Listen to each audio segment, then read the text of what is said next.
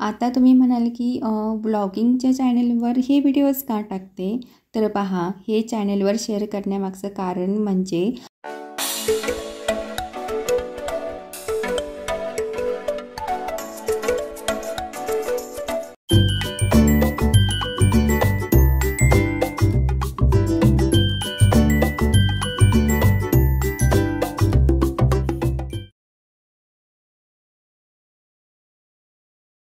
Hello family, कसे आहात? मजेत ना?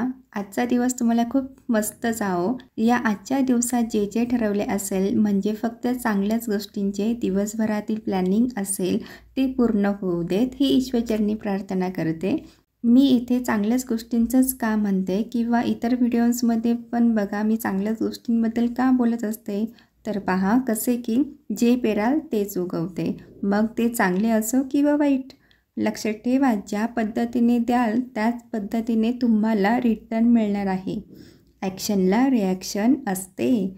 सायन्समध्ये शिकलो आपण, म्हणून म्हणते तुम्ही जर चांगले द्याल तर तुम्हाला रिटर्नमध्ये चांगलेच मिळेल.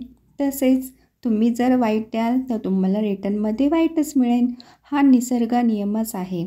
याचे उत्तम उदाहरण द्यायचं झालं तर आपला निसर्ग, एन्व्हायरमेंट. या निसर्गाला तुम्ही काय कसे दिलेत आणि आत्ता निसर्ग तुम्हाला रिटर्नमध्ये कशा प्रकारे देतो, थोडेसे ऑब्झर्व करा. हेच बेस्ट एक्झाम्पल म्हणेल की जे तुम्हाला पटेल. मागच्या काही दिवसांमध्ये अशा काही घटना घडल्या जे की विचारही केला नसेल. निसर्गाने स्वतःचे विद्रोही रूप दाखवून दिलेत. हे तर काहीच नाही. अजूनही वेळ गेलेली नाही आहे. सावध होऊया आणि समोरच्याला देताना नेहमी चांगलेच देऊयात. चांगलेच पेराल तर चांगलेच उगवेल. पटतंय ना? मी कसं समजू की तुम्हाला पटलंय? त्यासाठी एक काम करा, एक लाईक आणि एक कमेंट करा. हा आत्ता जो व्हिडिओ पाहताय तो किचन क्लिनिंगचा व्हिडिओ आहे. याआधी किचन क्लिनिंगचा एक पार्ट मी अपलोड केलेला आहे. आता हा दुसरा पार्ट आहे, तो येथे मी शेअर करते.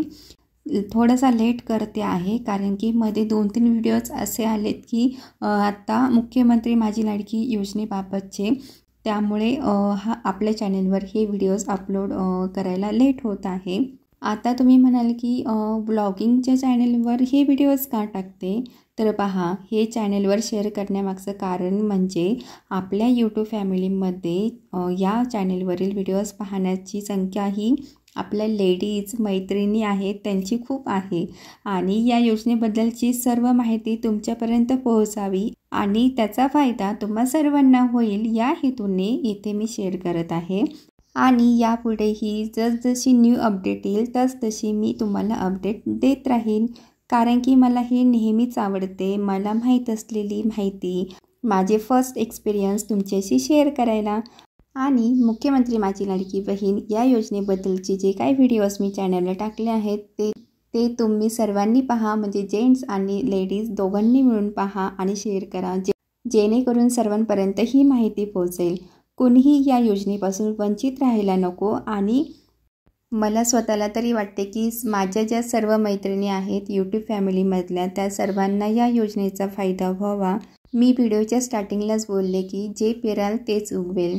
आय नो माझे हे चॅनल हे ब्लॉगिंगचे आहे, यावर फक्त व्लॉगच शेअर केले पाहिजेत असे काहींना वाटू शकते, पण मला पर्सनली असे वाटते की व्लॉग्स तर चॅनलवर येतच राहणार आहे, यात काही शंका नाही.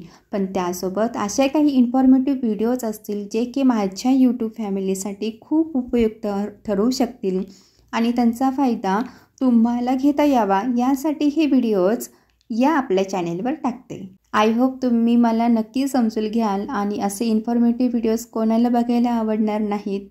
तुम्हाला आवडतील ना? चला तर कमेंट करून सांगा. या जगात 2 प्रकारचे लोक बघायला भेटतात, देणारे आणि घेणारे. एक मजेशीर गोष्ट आहे जी की मी ऐकली होती आणि ती तुमच्यावर शेअर करते आणि मला वाटतं तुमच्यापैकी खूप जणांनी सुद्धा ऐकले असेल, तरीही मी इथे शेअर करते. एकदा डाव्या हाताने उजव्या हाताशी जोरदार आणि खडाजंगी भांडण केलं. डाव्या हाताने रागारागाने सर्वांना सवाल केला, कुठल्याही शुभ कार्याला उजव्या हातालाच मान का? त्याच्या पुढे मला सतत गौण स्थान का? सगळेजण डाव्या हाताची समजूत घालत होते, पण तो मात्र प्रचंड चिडलेला होता. त्याच्या प्रश्नाचं उत्तर कोणापाशीही नव्हतं. संतापलेला डावा हात तणतणत आपलं गाऱ्हाणं घेऊन देवापाशी गेला. देवाने डाव्या हाताला हसत हसत उत्तर दिले, तू कनिष्ठच राहिलास, कारण दान देताना तू कधीही पुढाकार घेतला नाहीस. त्यामुळे आपण कधीही बघा, दान देताना किंवा काही देताना आपण उजवा हात पुढे करत असतो. तर अशी ही गोष्ट आहे. देणाऱ्यांबद्दल विंदा आपल्या कवितेत खूप छान म्हणतात, तसं देणारे देतच राहतात. त्या बदल्यात त्यांना अतुलनीय आनंद मिळतो. कुणी जगाला प्रेम देतो, कुणी गरजूंना पैशांचं, वस्तूंचं दान देतो. आता देणाऱ्यांचं उत्तम उदाहरण द्यायचं झालं तर ते म्हणजे निसर्ग. निसर्गाबद्दल व्हिडिओच्या स्टार्टिंगलाच मी बोलले की त्यात झाडाचंच उदाहरण घ्या ना. झाडे माणसाला ऑक्सिजन देतात, झाडं वाटसरूंना सावली देतात, भाविकांना सुगंधी फुलं देतात, भुकेल्यांना चवदार आणि व्हिटॅमिन असलेली फळं देतात, ढगांना थंड हवा देऊन थांबवतात आणि आपला मित्र पाऊस याला थांबवायला भाग पाडतात आणि मनसोक्त बरसवण्यासाठी आग्रह करतात. आणि माणसं त्याला तोडायला आली की शेवटी हसत हसत त्याला आपलं सर्वच असलेलं खोड फांद्या देतात, लाकूडही देतात. कृतज्ञ माणसं मात्र निर्लज्जपणे स्वतःच्या स्वार्थासाठी त्यांची कत्तल करतात. हे सर्व आनंदाने देणारी झाडेच असतात, माणसे फक्त घेणारे असतात. निसर्गाला तुम्ही काय दिले रिटर्नमध्ये सांगा पाहू? देव तितके थोडेच आहे. तो निसर्ग देतो त्या कंपॅरिझनमध्ये हे सर्व कमीच आहे. देणं ही जगातील सर्वात सुंदर कृती. देणारे नेहमी आनंदी राहतात. या उलट घेणारे म्हणाल तर आळशी, फुकट घेण्याची वृत्ती, इतरांचा द्वेष करणारे असतात. पहा, दोन्ही हाताने भरभरून देऊन देण्यामधला आनंद मिळवायचा की तोच हात पसरून दुसऱ्याकडून मागून किंवा हिरवून घ्यायचे, ही निवड आपणच करायची असते. शेवटी कसं आहे ना, पेराल तेच उगवते. चांगले देण्याचाच आपण विचार मनात ठेवून कर्म केल्यास आपली पर्सनॅलिटी तशीच घडत जाते. हीच पर्सनॅलिटी घेऊनच आपण सर्वत्र वावरत असतो ना. तुम्ही लोकांशी जसे वागता, जी ऊर्जा किंवा जे व्हायब्रेशन तुम्ही त्यांना देता तेच पुन्हा तुमच्यापर्यंत येते. या बाबतीत संतांनी देखील म्हटलंय, समस्त वेद पुराण में बात कही है, दुःख देवत दुःख होते है, सुख देवत सुख होय. जसं आपण कर्म करतो तसंच फळ आपल्याला मिळतं. जसं आपलं व्यक्तित्व असतं तशीच आपली नियती बनत जाते. थोडक्यात सांगायचं झालं तर आपलं भाग्य उजळण्यासाठी सकारात्मक विचार, सद्विचार करणं अत्यंत जरुरीचं आहे. कवी प्रदीपजींनी एका गीतात म्हटलंय, कोई लाख करे चतुराई, कर्म का लेख मिटे नारे भाई. यालाच अनुसरून एक घटना मी येथे सांगेन. पहा, एकदा एका श्रीमंत घरच्या मुलाची गाडी खड्ड्यात अडकली. खूप प्रयत्न करूनही तो मुलगा खड्ड्यातून गाडी बाहेर काढू शकेना. तेव्हा जवळच्याच एका घरातून एक गरीब शेतकरी त्याच्या मदतीला आला. त्याने गाडी खड्ड्यातून बाहेर काढून दिली. मुलाने शेतकऱ्याचे आभार मानले आणि तो निघून गेला.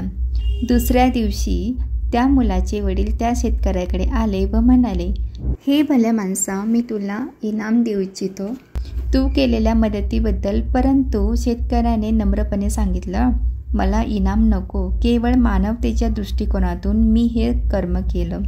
मी केवळ माझं कर्तव्य पार पाडलं आहे. भरपूर आग्रह करूनही जेव्हा तो शेतकरी इनाम घेण्यास तयार होईना, तेव्हा श्रीमंत माणसाने विचारलं, तुला मूळ बाळ आहे का? त्यावर शेतकऱ्याने एक मुलगा असून तो शाळेत शिकत असल्याची माहिती दिली. तेव्हा त्या श्रीमंत माणसाने तो मुलगा सांभाळण्याची व त्याच्या संपूर्ण शिक्षणाची जबाबदारी उचलण्याची तयारी दर्शवली. खूप विचारांती शेतकऱ्याने त्याला संमती दर्शवली. तो श्रीमंत माणूस त्या शेतकऱ्याच्या मुलाला घेऊन गेला. त्या गरीब मुलाला आपल्या मुलाप्रमाणे सांभाळलं, चांगलं उच्च शिक्षण दिलं. पुढे तो मुलगा एक मोठा नामांकित डॉक्टर झाला. पुढे एकदा त्या श्रीमंत माणसाचा स्वतःचा मुलगा खूप आजारी पडला. आजार एवढा बळावला की त्याच्या जगण्याची आशा मावळून गेली. याच दरम्यान डॉक्टर बनलेल्या त्या शेतकऱ्याच्या मुलाने पेनिसिलिन या जैवरक्षक औषधाचा शोध लावला. त्या औषधामुळे श्रीमंत माणसाचा मुलगा पूर्ववत स्वस्थ झाला. ते दोघे कोण होते माहिती आहे का?